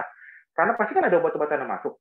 Kemudian juga obat-obatan masuk tersebut akan mengganggu kehidupan di probiotik tersebut, di usus probiotik tersebut, dan akhirnya memicu gangguan fermentasi yang kembali lagi tadi saya bilang malah memperburuk kondisi gangguan hormonalnya. Nah, di sini kalau untuk PCOS, memang untuk asupannya itu agak lebih berat karena kita akan mengontrol, bahkan beberapa makanan itu sangat pantang sekali, sangat berbahaya sekali. Biasanya paling gampangnya saya untuk PCOS itu adalah kita konsumsi untuk sumber hewaninya adalah sumber hewani yang kalau bisa dibilang mudah diserap tubuh. Jadi cuma dari ikan, telur. Hanya itu saja. Sayurannya mungkin sebaiknya adalah sayuran dalam bentuk buah, ya seperti kayak buah labu, buah terong-terongan, kemudian kayak buah buncis, wortel, lobak, itu sebaiknya dikonsumsi. Bagaimana sumber karbohidratnya? Sumber karbohidratnya ya nggak ada masalah, kita makan nasi, makan ubi, makan kentang, tapi dengan porsinya itu tetap berimbang. Jadi kalau misalnya bilang PCOS tidak bisa berat badan turun, bisa, tapi memang harus satu koordinasi dari obat, kedua dari pola olahraga, ketiga dari pola makan, dan itu harus seimbang semuanya. Kita harus jalanin ketiganya dengan benar. Karena dibilang nggak bisa turun, banyak kok yang berhasil begitu. Dan akhirnya malah banyak orang tuh datang karena PCOS karena dia tidak dapat keturunan, akhirnya datang. Tapi dengan kita controlling dari 3 hal itu, akhirnya berhasil kok untuk mendapatkan keturunan, berat badan juga seimbang, stabil, begitu. Tapi memang itu harus sifat personalized sekali, per individualistik banget. Terima kasih dokter. Kembali lagi untuk PCOS ini perlu diperhatikan khusus, terutama 3 komponen tadi ya dokter. Untuk pola obat, pola olahraga, dan pola makan. Baik, saya lanjut untuk pertanyaan berikut. Atas nama Saudara Andika Surya Albar. Selamat pagi. Izin bertanya, apakah dengan kita memakan makanan 4 sehat 5 sempurna dan olahraga dapat membuat imun kita tetap terjaga? Sedangkan banyak orang yang melakukan itu dengan teratur, malah sebaliknya membuat imun menurun atau naik. Terima kasih. Ya. Jadi, ini yang definisi 4 sehat 5 sempurna. Kita sekarang sudah nggak pakai lagi 4 sehat 5 sempurna. Kita adalah gizi seimbang. Ya, bukan 4 sehat 5 sempurna. 4 sehat 5 sempurna udah kita coret. Kita namanya gizi seimbang. Jadi dalam setiap porsi makanan terdapat karbohidrat, protein, lemak, mineral dan vitamin. Tidak boleh ada salah satu yang dihilangkan. Kemudian juga dengan olahraga. Olahraganya seperti saya bilang tadi, olahraganya hiper tidak, karena banyak kan orang saat ini olahraganya hiperaktif banget. Ya, olahraganya cuman mungkin bukan rutin, tapi hanya Sabtu Minggu. Nah, itu Sabtu Minggu tapi bisa berjam-jam. Banyak sekali tuh pas sepeda-sepeda gitu, begitu Sabtu Minggu, wah langsung pamer-pamer di status, wah saya udah sepedaan 200 kilo, 100 kilo, 150 kilo, tapi cuma Sabtu Minggu. Begitu hari-hari biasa, dia kerja, duduk di kantor, dan asupannya kayak dibakar di sana. Prinsipnya di sini kadang-kadang orang kita tuh nganggap ya berolahraga menyamakan dirinya mereka dengan atlet. Sangat beda sekali. Karena kenapa? Karena atlet itu terpola dengan bagus dari pola makan, pola recovery-nya, ada pola-polanya yang sangat rumit sekali, yang sangat tidak bisa diikuti oleh orang normal. Jadi, kalau kita mau hidup sehat, saya bilang tadi, kalaupun misalnya kita makan, kita gizi seimbang. Olahraganya gimana? Nggak usah berlebihan. Olahraganya cukup 30-45 menit per hari, 5 hari dalam seminggu. Itu sudah bantu jaga badan kita. Kecuali kita sudah expert, sudah terlatih, sudah bertahun-tahun mengalami proses adaptasi, barulah silakan kita olahraganya agak ditambahkan menjadi 1 jam. Begitu. Karena kenapa? Olahraga itu sebenarnya banyak respon hormon yang terjadi, bahkan memicu terjadinya proses-proses radikal-radikal bebas. Itu berbahaya sekali sebenarnya. Kalau kita tidak tahu, dan makanya banyak orang-orang yang olahraga saat ini ya di Indonesia, lagi olahraga, lagi ikut maraton, tiba-tiba drop jatuh, serangan jantung, meninggal. Lagi sepedaan, saya sendiri sering melihat di depan mata saya lagi sepedaan pada kenceng-kenceng gimana, tiba-tiba gedubrak, jatuh, meninggal. Karena kenapa? Ya mereka tidak paham, begitu loh. Olahraga ini statusnya adalah buat jaga kesehatan, bukan untuk pamer di medsos. Kalau kita mau pamer di medsos, kita ada menjadi namanya recreational athletes, dan itu ada aturannya tersendiri. Jadi nggak sembarangan, ya. Kalau kemudian dengan gizi seimbangnya tadi, gizi seimbang. Kalau misalnya jam makannya juga tidak sesuai, itu juga berbahaya juga. Akhirnya apa? Ya sama. Karena makan nggak benar, olahraga nggak benar, ya imunitas kita pasti berantakan. Karena ya bukannya tambah sehat, tapi kita malah merusak tubuh kita sendiri. Gitu. Jadi saran saya ya, tetap olahraga cukup 30-45 menit per hari, 5 hari dalam seminggu, berikan waktu untuk tubuh untuk beristirahat pada saat 2 hari dalam seminggu tersebut, dan gizi seimbang yang kita makan pagi, siang, dan sore menjelang malam. Baik, terima kasih dokter. Inggris. Cukup dengan 30 menit sehari selama 5 hari dalam seminggu, dan juga makan gizi seimbang, akan menambah imunitas kita dalam menghadapi pandemi yang berlangsung saat ini, dokter. Ya. Iya, itu sudah terbukti kok. Ada atlet-atlet kita yang kemarin kena COVID, juga saya kelola dengan pola makan dan pola latihannya. Memang kita adaptasi bersama para coach-coachnya. Mereka akhirnya tetap recovery-nya cukup bagus, walaupun butuh waktu untuk recovery-nya, tapi setidaknya mereka bisa melewati kondisi COVID-nya dengan baik. Begitu. Justru yang sport-sport entusias kayak gitu, yang banyak mengalami COVID, malah mereka pasca COVID, ada yang selamat, ada yang tidak. Baik, dokter. Terima kasih. Saya ingin untuk membacakan pertanyaan berikutnya. Atas nama saudara Yanur, mau bertanya dokter, apakah ada batas makan telur setiap harinya? Ya, karena telur sebagai sumber protein yang cukup baik, dokter. Ya. Oke, ini yang selalu pahamnya salah. Kita ngomong protein.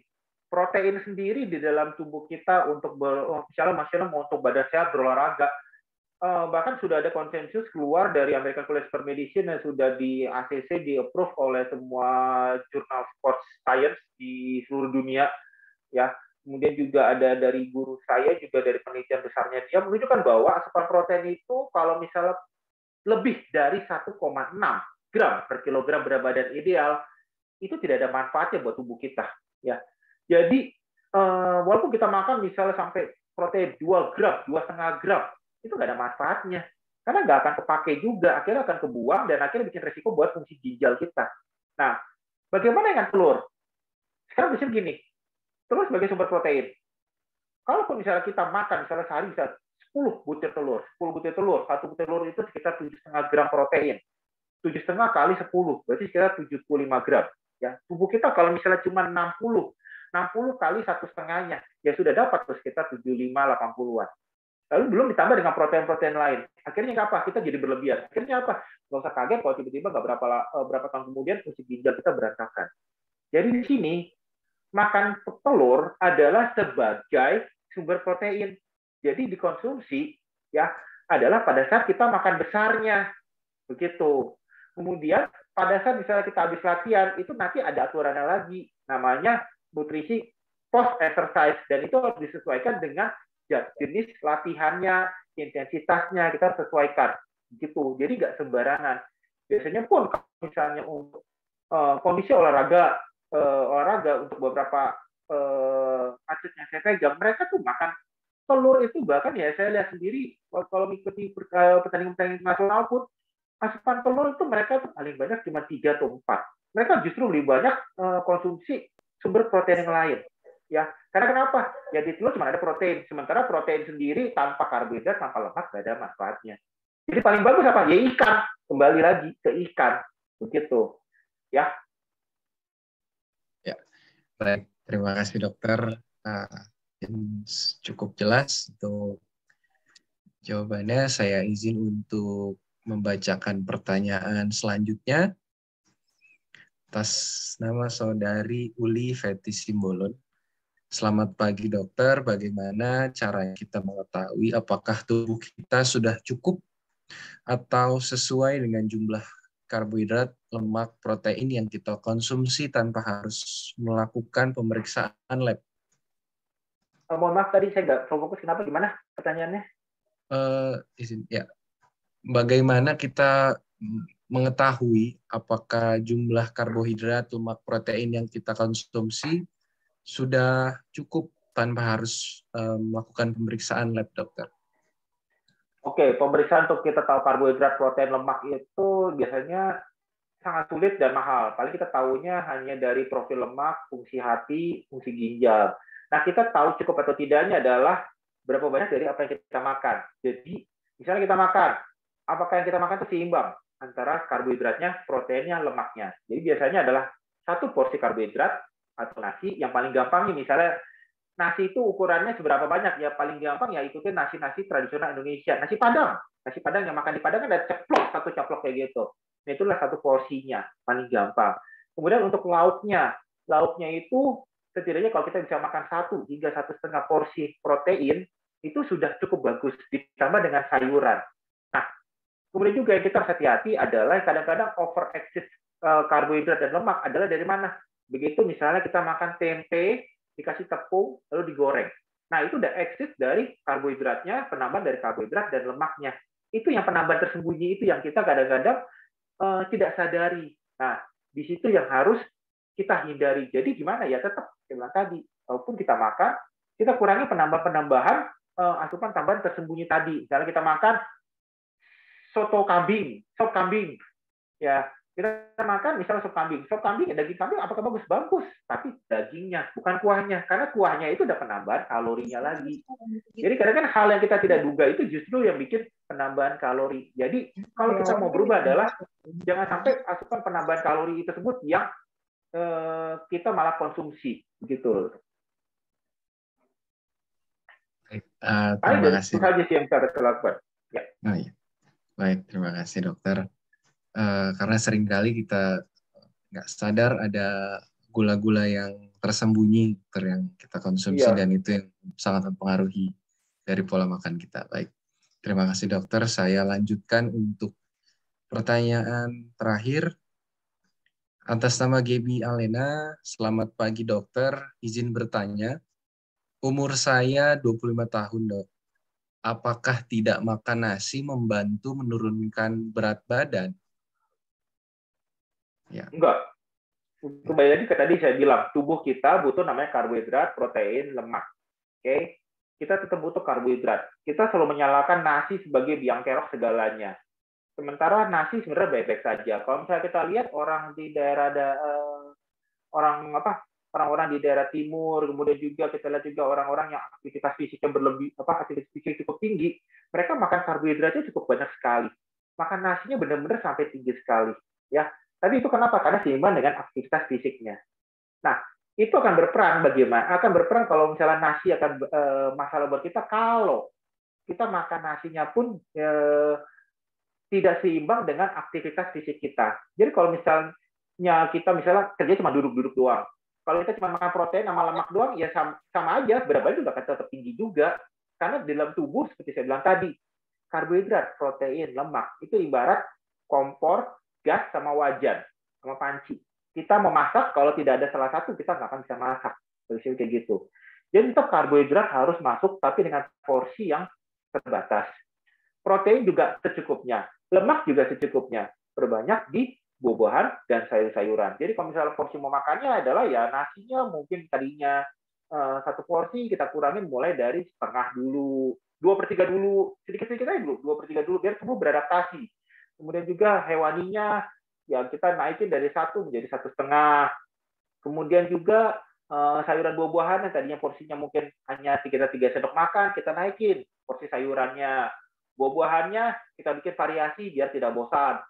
Visi kayak gitu. Jangan mengurangi dari gizi seimbang. Jangan mengurangi dari komponen-komponen karbohidrat, protein, lemak. Karena itu harus seimbang. Karena ya ada yang bilang, wah saya nggak makan karbohidrat, nggak makan nasi, baik-baik aja.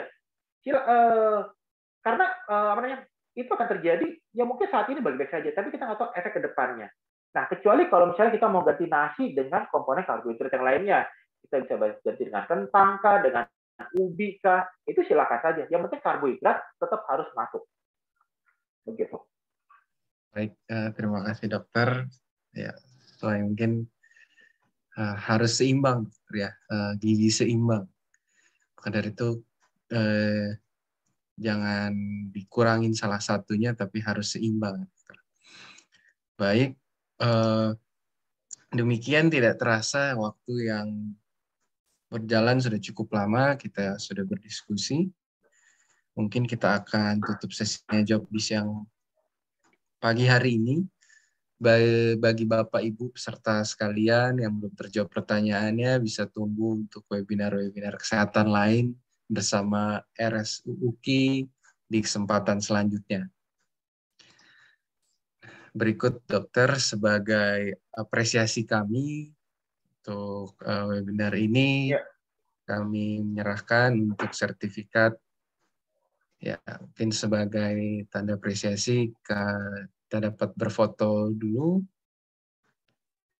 ya untuk panitia sudah, ya kita foto dulu untuk sesi penyerahan sertifikat dapat diterima dokter. Ya. Baik. 1, 2, 3. Ya.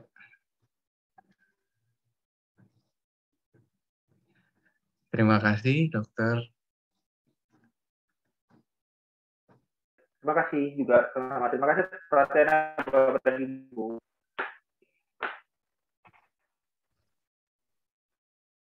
Selanjutnya, Pak Ibu, kita akan mendengarkan paparan dari Dr. Gigi Stefani Cecilia, Magister Ilmu Komunikasi sebagai Kepala Subbagian Humas Marketing RSU UKI sekaligus tayangan video RSU UKI.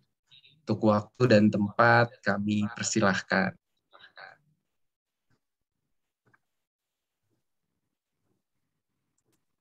Baik, terima kasih banyak moderator Saudara Kevin untuk kesempatan yang telah diberikan kepada saya pada pagi hari ini. Terima kasih banyak Bapak Ibu hadirin sekalian yang telah bergabung dalam webinar Kesehatan Rumah Sakit Umum Universitas Kristen Indonesia, dan kita akan sedikit sharing terkait Rumah Sakit Umum Universitas Kristen Indonesia itu sendiri.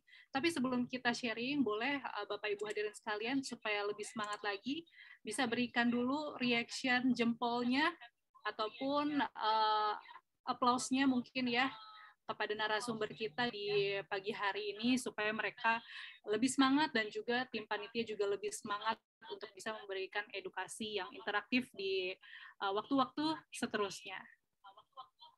Boleh, saya tunggu dulu nih Bapak Ibu hadirin sekalian. Bisa berikan reaction-nya, boleh thumbs up ataupun applause-nya untuk sesi kita pada pagi hari ini. Dan semoga ini bisa menjadi berkat dan juga wawasan pengetahuan lagi bagi Bapak Ibu hadirin sekalian terkait topik kita, yaitu bagaimana kita bisa meningkatkan imunitas dengan baik di tengah pandemi dengan pola gizi yang seimbang. Baiklah, terima kasih banyak Bapak Ibu, luar biasa antusiasmenya. Kami juga mengucapkan terima kasih atas kehadiran Bapak Ibu yang telah hadir sampai sesi kita akhir di pagi hari ini. Dan tidak lupa kami juga mengucapkan terima kasih kepada seluruh rekan-rekan dari Rumah Sakit Umum Universitas Kristen Indonesia yang masih mau melayani untuk bisa memberikan edukasi terkait kesehatan di sesi hari ini. Baik, mungkin saya akan langsung saja kalau begitu. Ada pepatah bilang tak kenal maka tak sayang. Nah, mungkin kita akan sedikit mengenal lebih dalam lagi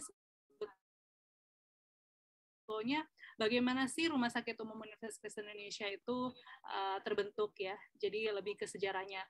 Jadi mungkin di sini Bapak Ibu hadirin sekalian, kalau kita tarik kembali ke zaman dahulu kala ya, jadi ternyata Rumah Sakit Umum Universitas Kristen Indonesia itu diresmikan di tanggal 1 Desember 1973 oleh Menteri Kesehatan Prof. Dr. G. Ausi Wabesi. Dan jadi Rumah Sakit Umum Universitas Kristen Indonesia itu sudah berdiri lumayan lama sekali Bapak Ibu hadirin sekalian ya. Jadi mungkin dari dulu sampai sekarang itu sudah ada dan terus memberikan pelayanan-pelayanan kesehatan secara prima kepada pasien-pasien dan juga masyarakat sekitar. Nah, awalnya memang masih bernama RS Puskesmas FKUKI, karena memang tujuan utamanya adalah sebagai teaching hospital untuk mahasiswa FKUKI, ya, sejak tahun 1962. Tapi memang sampai sekarang pun masih sebagai rumah sakit tipe B dan juga rumah sakit pendidikan. Tentu visi kami yaitu adalah menjadi rumah sakit pendidikan utama yang memiliki keunggulan kompetitif dalam pelayanan, pendidikan, dan penelitian di bidang kesehatan. Nah, mungkin Bapak Ibu hadirin sekalian yang belum pernah ke Rumah Sakit Umum Universitas Kristen Indonesia, monggo kami persilakan untuk bisa berkunjung. Di sini adalah beberapa foto terkait ruang pelayanan dan juga bagian-bagian dari Rumah Sakit Umum Universitas Kristen Indonesia. Jadi mungkin tadi kalau misalkan Bapak Ibu ingin meningkatkan upaya preventifnya atau pencegahan, nah di sini ada salah satu ruang tunggu untuk medical check-up-nya, di mana di situ Bapak Ibu hadirin sekalian juga bisa dijamu untuk bisa menunggu dengan nyaman, dan juga ada laboratorium tersendiri yang dimiliki oleh Rumah Sakit Umum Universitas Kristen Indonesia. Nah, selain itu ada berbagai macam banyak sekali fasilitas-fasilitas ya Bapak Ibu hadirin sekalian, seperti ambulans mandiri dan juga ada rumah duka begitu. Jadi mungkin keluarga Bapak Ibu hadirin sekalian ada yang memang butuh fasilitas-fasilitas itu, bisa langsung ke Rumah Sakit Umum Universitas Kristen Indonesia. Selain itu tentu sebagai rumah sakit tipe B kita juga memiliki banyak sekali poli-poli dan juga pelayanan kesehatan lainnya. Di sini ada beberapa gambar untuk terkait layanan radiologi dan juga poli obgyn serta poli kesehatan anak. Tentunya Bapak Ibu hadirin sekalian, walaupun sudah berdiri sejak lama, tapi tetap ditangani oleh dokter-dokter yang baik dan juga optimal, serta yang kece-kece nih Bapak Ibu hadirin sekalian ya. Jadi ternyata dokter-dokter di sini juga sangat ramah dan juga senyumnya langsung kelihatan ya Bapak Ibu hadirin sekalian, sudah terpancar dari hati. Nah, selain itu, Bapak Ibu hadirin sekalian, di sini juga kita ingin memberikan kabar gembira, Bapak Ibu hadirin sekalian. Karena seperti kita tahu, setiap ada webinar, pasti akan ada kabar bahagia dari Rumah Sakit Umum Universitas Kristen Indonesia, yaitu adalah berupa promo, Bapak Ibu hadirin sekalian. Jadi memang per Februari, kita akan mengadakan kegiatan rangkaian promo. Salah satunya yaitu adalah PCR dan juga antigen, di mana layanan PCR kurang dari 24 jam saja itu senilai Rp210.000, dan tentu ini akan ditangani langsung oleh tenaga kesehatan yang handal dan juga berprofesional untuk menangani PCR tersebut. Hasil juga di bawah 24 jam dan pastinya terafiliasi di aplikasi Peduli Lindungi Bapak Ibu hadirin sekalian. Jadi mungkin Bapak Ibu hadirin sekalian yang ingin berpergian mungkin ya keluar kota, tidak perlu lagi ya untuk ke bandara kemudian untuk memasukkan data secara manual lagi, karena memang sudah terafiliasi oleh aplikasi Peduli Lindungi dan itu sudah terinput oleh sistem. Kemudian juga sudah mengikuti standar laboratorium rumah sakit. Nah, selain itu antigennya juga promo di bulan Februari ini menjadi Rp60.000 saja. Nah, jadi ini mungkin Bapak Ibu hadirin sekalian, seperti kita tahu ya, sekarang kasus Omikron itu sudah sangat melonjak sekali, hampir menembus 10.000 kasus. Nah, maka dari itu kita harapkan nih Bapak Ibu hadirin sekalian ya, untuk bisa kita cek secara mandiri, cek secara rutin, jangan sampai kita lengah dan karena hanya istilahnya kurang gitu ya, ataupun tidak mau menghabiskan uang sebesar Rp210.000 saja, kita ternyata amit-amit gitu ya, COVID-19. Jadi Bapak Ibu hadirin sekalian bisa cek secara rutin, mulai bulan Februari kita akan mengadakan promo dengan harga berikut. Selain itu, tentu di bulan ini, di tanggal 1 Februari, kita juga akan merayakan Imlek, dan kami juga mengucapkan Hari Raya Imlek untuk Bapak Ibu hadirin sekalian yang merayakan Hari Raya Imlek. Nah, tapi di lain itu kita juga memberikan kabar bahagia, kita juga akan ada bagi-bagi angpau nih Bapak Ibu hadirin sekalian ya, bahwa di hari Imlek kita akan ada promo Imlek Sehat. Ada 2 kategori, yaitu ada cek paket kolesterol dan juga cek paket diabetes. Nah, untuk paket kolesterol di bulan Februari sampai tanggal 28 Februari hanya Rp188.000 saja, dan berikut adalah pemeriksaannya. Dan juga untuk paket diabetes itu hanya sebesar Rp222.000. Jadi Bapak Ibu hadirin sekalian, tadi kan kita sudah sama-sama mendengar nih paparan dari Dr. Pande ya, lebih baik mencegah daripada mengobati ya, lebih baik tahu dari dini daripada nanti kita menyesal kemudian ya.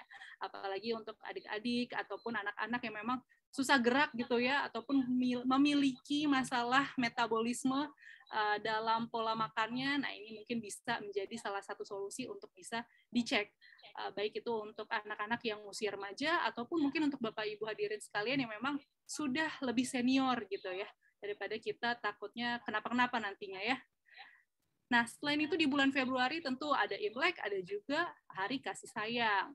Tentu ini adalah salah satu momentum kita untuk bisa memberikan berkat, memberikan kasih sayang, yaitu kita akan mengadakan promo juga. Sama di bulan Februari sampai 20 Maret, itu adalah pemeriksaan pap smear dan juga USG Mamai.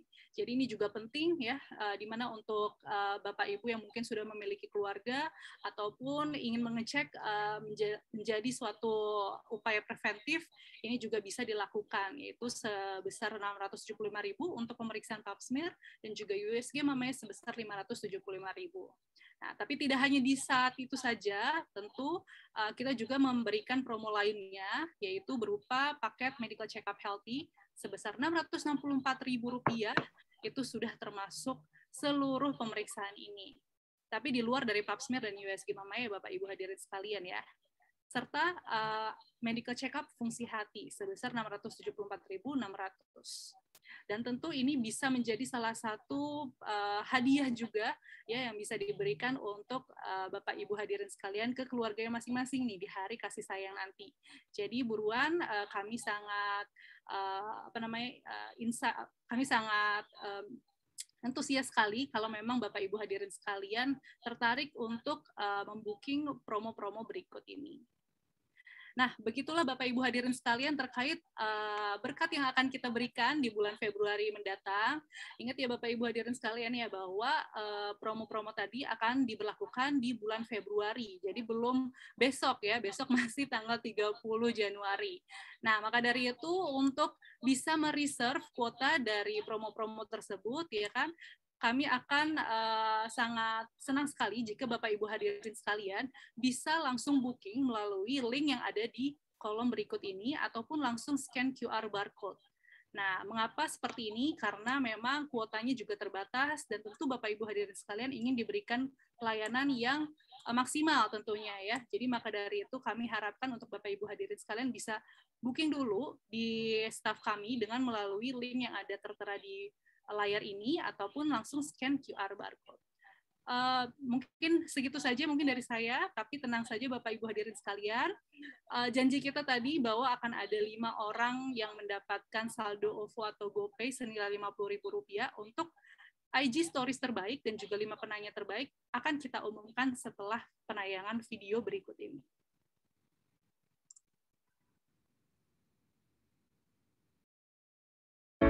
Rumah Sakit Umum Universitas Kristen Indonesia.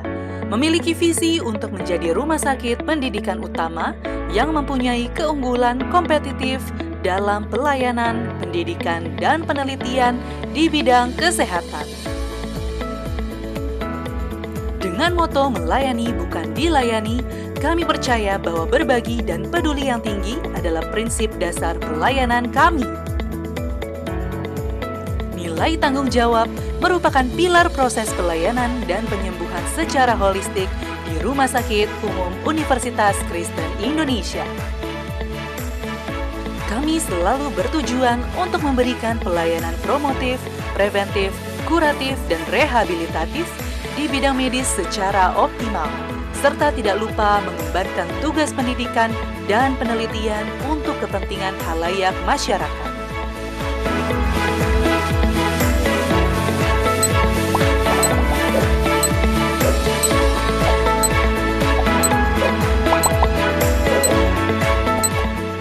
Dengan semangat melayani bukan dilayani, inilah peresmian logo baru Rumah Sakit Umum Universitas Kristen Indonesia.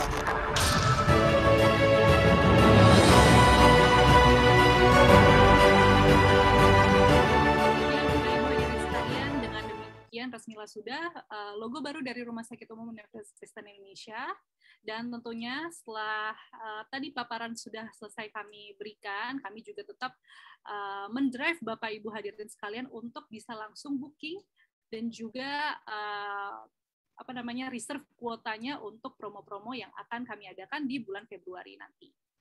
Dan tentunya Bapak Ibu hadirin sekalian pasti sudah tidak sabar ya untuk tahu nih kira-kira siapa sih pemenang dari IG Stories di sesi kita hari ini. Untuk 5 orang terbaik IG Stories yang berhak mendapatkan saldo digital money senilai Rp50.000 dan juga penanya terbaik sebanyak 5 orang yang akan mendapatkan saldo digital money senilai Rp50.000.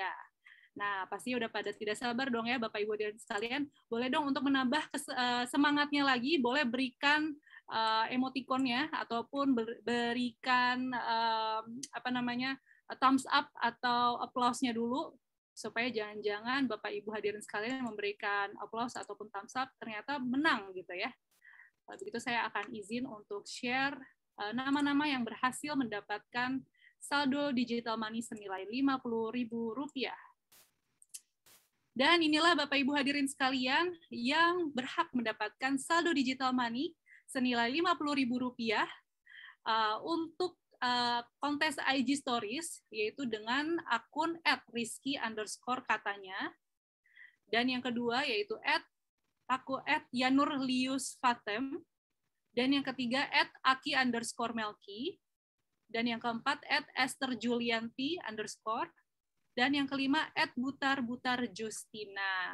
Kami ucapkan selamat untuk kelima orang pemenang yang berhak mendapatkan saldo digital money senilai Rp50.000 yang telah mengupload momen bahagianya hari ini di IG Stories-nya masing-masing. Selain itu, kami juga akan mengumumkan pemenang saldo digital money untuk 5 pertanyaan terbaik. Kami mengucapkan selamat kepada Aluh Eka Novianti, kepada Ibu Vita Mulyana, dan kepada Muhammad Yudikya. Lalu yang keempat, Uli Feti Simbolon, dan yang kelima, Andika Surya Albar. Ya, kami ucapkan terima kasih atas partisipasinya dan juga antusiasmenya dalam mengikuti kegiatan sesi kita hari ini. Dan tentu Bapak Ibu hadirin sekalian, kami juga menghimbau kepada para 10 pemenang dapat langsung konfirmasi ke staf kami melalui WhatsApp berikut ini, ya. Jadi mohon untuk di screenshot ataupun untuk dicatat nomornya, karena bagi para pemenang yang tidak mengkonfirmasi, maka saldo digital money-nya berupa OVO ataupun GoPay itu tidak kami berikan atau tidak kami serahkan ke para pemenang. Jadi kami mohon untuk pada para pemenang bisa konfirmasi melalui WhatsApp ke official WhatsApp Humas Marketing Rumah Sakit Umum Universitas Kristen Indonesia. Kami ucapkan sekali lagi selamat kepada 10 pemenang, dan kami juga harap untuk bisa memastikan ya bahwa para pemenang memiliki aplikasi OVO ataupun GoPay. Karena di luar dari kedua aplikasi tersebut, mohon maaf, saldo digital money tidak bisa diberikan. Baik, kurang lebih itu saja mungkin dari sesi hebat Rumah Sakit Umum Universitas Kristen Indonesia pada pagi hari ini. Silakan follow Instagram kami di @rsuki, TikTok @rumahsakituki, kemudian di FB RSUki, dan juga kunjungi website kami di www.rumahsakitumum.universitaskristenindonesia.com. Mungkin saya serahkan kepada moderator. Terima kasih banyak. Baik, terima kasih atas sesinya Dr. Gigi Stefani. Dengan demikian sudah resmi logo baru dari Rumah Sakit Umum Universitas Kristen Indonesia. Semoga dengan hadirnya wajah baru dari RSU UKI ini dapat memberikan sukacita senantiasa pelayanan yang terbaik bagi Bapak Ibu yang akan berobat ke Rumah Sakit UKI ini. Baiklah, Bapak, Ibu, dan hadirin sekalian yang berhormat, tidak terasa waktu kita sudah selesai. Kami mengucapkan terima kasih kepada Dr. Pande Putu Agus Mahendra, spesialis gizi klinik, yang telah menyampaikan materi. Dan tidak lupa kami ucapkan terima kasih kepada Bapak, Ibu, hadirin sekalian yang telah mengikuti rangkaian acara, serta kepada panitia yang telah menyelenggarakan acara webinar kesehatan ini, hingga dapat berjalan dengan baik. Kami harapkan acara webinar kesehatan RSU UKI ini bisa mempererat solidaritas RSU UKI dengan siapapun yang telah mengikuti acara webinar ini dengan baik. Selanjutnya, kita menutup webinar kesehatan ini dengan sesi foto bersama. Bagi peserta bisa menghidupkan kameranya.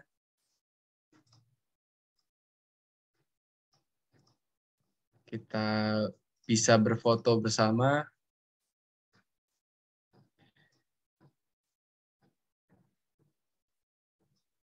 Ya, di saya ada 3 slide, nanti mungkin dapat di foto untuk 3 slide-nya. Kita mulai dari slide yang pertama. Untuk Bapak Ibu sekalian dapat menyalakan kameranya. Baik, untuk slide yang pertama, kita foto, mari kita foto 1, 2, 3. Ya, baik. Untuk slide yang kedua, mari kita foto 1, 2, 3. Ya, untuk slide yang terakhir kita foto 1, 2, 3. Ya. Baik, terima kasih untuk Bapak Ibu sekalian. Ya, tidak terasa sudah di ujung acara. Kita akan mengakhiri webinar kesehatan ini. Saya Kevin Haryanto Nugroho, Sarjana Kedokteran, pamit undur diri. Dan sampai jumpa di webinar kesehatan RSU UKI selanjutnya. Terima kasih.